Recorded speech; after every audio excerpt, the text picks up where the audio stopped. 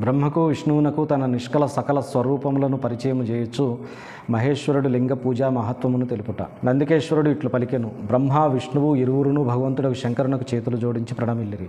ఆ స్వామికి ఇరువైపులా నిశ్శబ్దముగా నిలిచిరి. తరువాత వారు అచట సాక్షాత్తు ప్రకటితుడైన పూజనీయుడు మహాదేవునకు ఒక ఉత్తమ ఆసనమును అమర్చి పవిత్రమైన పురుష వస్తువులతో ఆ స్వామిని పూజించిరి. చాలా కాలము వరకు వికృత భావము పొందినటువంటి సుస్థిరముగా నుండి వస్తువులను పురుష వస్తువులందరూ కొంతకాలము మాత్రమే నిలిచి క్షణభంగురమైన వస్తువులను ప్రాకృత వస్తువులు అని చెప్పుదురు. ఈ విధమైన వస్తువుల రెండు రూపములను తెలుసుకొనవలెను. భగవంతుడకు శివుని ఏ పురుష వస్తువులతో వారు పూజించినారో ఆ విషయము చెప్పబడినది. హారములు, మూపురములు, కేయూరములు, కిరీటము, మణులతో శోభాయమానమైన కుండలములు, యజ్ఞోపవీతము, ఉత్తరీయ వస్త్రము, పుష్పమాల, పట్టు వస్త్రము, హారము, ముద్రిక, పుష్పము, తాంబూలము, కర్పూరము, చందనము, సుగంధ ద్రవ్యము, అనులేపనము, ధూపము, దీపము, తెల్లని గొడుగు, వ్యజనము, ధ్వజము, విసనకర్ర ఇంకా ఇతరములైన దివ్య కానుకల ద్వారా పూజించిరి. ఆ వైభవము వాక్కునకు మనస్సునకు అతీతమైనది. అది కేవలము పశుపతికే యోగ్యమైనది. వాటిని పశువు ఎప్పుడునూ పొందలేడు. వారిరువును తమ స్వామి అయిన మహేశ్వరుని పూజింతురు. అందరికంటే ముందు బ్రహ్మను, విష్ణువును, పరమాత్మయగు శంకరుని పూజించిరి. భగవానుడగు శివుడు వీటిచే ప్రసన్నుడై అచట భక్తిపూర్వకము నమ్రతతో నిలుచొని ఉన్న ఆ ఇరువురి దేవతలతో చిరునవ్వు నవ్వుచూ ఇట్లు పలికెను. మహేశ్వరుడు వచించెను. పుత్రులారా, నేటి దినముకు మహత్తరమైనది. ఈరోజు నేను మీ చేత పూజింపబడి మిగుల ప్రసన్నుడనైతిని. ఈ కారణమున ఈ దినము మిగుల పవిత్రమై గొప్ప మహాత్మ్యమును సంతరించుకున్నది.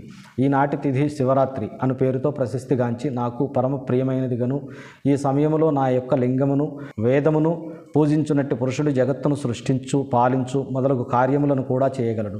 శివరాత్రి రోజు రాత్రింబవళ్ళు నిరాహారుడయి జితేంద్రియుడయి తన శక్తి కొలది నిశ్చల భావంతో శాస్త్రోక్తముగా నన్ను పూజించేవానికి కలుగు ఫలమును వర్ణించెదను వినుడు. నిరంతరము 1 సంవత్సరము నన్ను పూజించువానికి కలుగు ఫలమంతయు కేవలం శివరాత్రి నాడు నన్ను పూజించిన వానికి అప్పటికప్పుడే ఆ ఫలము లభించును.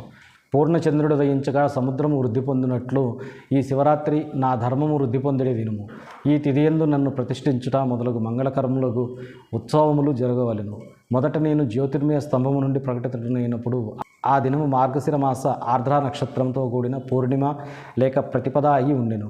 మార్గశిర మాసమునందు ఆర్ద్ర నక్షత్ర సమయమున పార్వతితో కూడిన నన్ను దర్శించినను లేక నా విగ్రహమును లేక నా ఆకారమును లేక లింగమును దర్శించిన వాడు నాకు కార్తికేయుని కంటే కూడా మిక్కిలి ప్రియుడగును. ఆ శుభదినమున నా దర్శన మాత్రం చేత సంపూర్ణ ఫలమును పొందును. నన్ను దర్శించి నన్ను పూజించినచో లభించు ఫలము వాక్కు ద్వారా వర్ణించనలవి కాదు.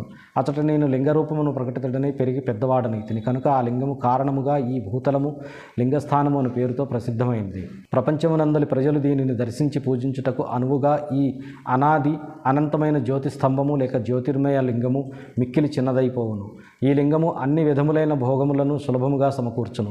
భోగానుభవములను మోక్షమును పొందుటకు ఇది ఒకే ఒక సాధనము. దీని దర్శనము, స్పర్శ, ధ్యానము ఈ ప్రాణులను జనన మరణములను బాధల నుండి ముక్తిని కలిగించును. అగ్నిపర్వతము వలె ఇచ్చట ప్రకటితమైన ఈ శివలింగ కారణమున ఈ స్థలము అరుణాచలము అను పేరుతో ప్రసిద్ధి చెందెను. ఇచ్చట అనేకములైన గొప్ప గొప్ప తీర్థములు వెలయును. ఈ స్థలమునందు నివసించిన లేక మరణించిన ఎడల జీవులకు మోక్షము కూడా లభించును. సకల నిష్కలములు రెండూ నా రూపములే. ఇతరులకెవ్వరికీ అట్టి రూపములు లేవు. మొదట నేను స్తంభ రూపమును ప్రకటితుడనైతిని. తదుపరి నా ఈ రూపమును సాక్షాత్కరించితిని. బ్రహ్మభావము నా నిష్కల రూపము, మహేశ్వర భావము సకల రూపము. ఈ రెండును నా సిద్ధ రూపములే.